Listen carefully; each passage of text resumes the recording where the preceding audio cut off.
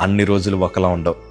బహుశా ఈరోజు నీ స్థితి అవమానాల మధ్యన, నిందల మధ్యన, కొరతల మధ్యన, రోగముల మధ్యన, అప్పుల సమస్య మధ్యన, అలాగే ఉద్యోగపు లేమి మధ్యన ఈరోజు మీరు అందరూ బ్రతుకుతున్నారేమో. ఈరోజు ఉన్నట్లు రేపు ఉండదయ్యా. బహుశా మన పరిస్థితులు మనం చూసి అనుకుంటాం, ఈరోజు ఉన్నట్లే రేపు ఉంటుందేమో.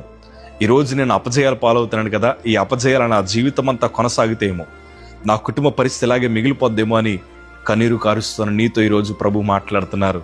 ఆ స్థితి అంతా నా ప్రభు మార్చబోతున్నారు. ఎందుకంటే ఆయన ప్రార్థన ఆలకించు దేవుడు. ఆయన తన పిల్లల్ని ఎంత మాత్రం విడిచిపెట్టే దేవుడు కాదైనా.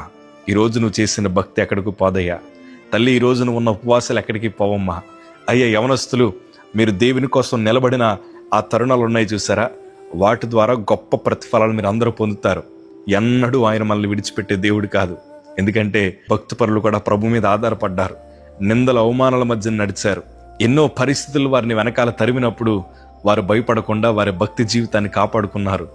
దేవుడు వారిని కాపాడారు. ఈరోజు నేను అంటాను, నీ భక్తి జీవితాన్ని కాపాడుకోండి. మీ స్థితి నా ప్రభు మార్చబోతున్నారు.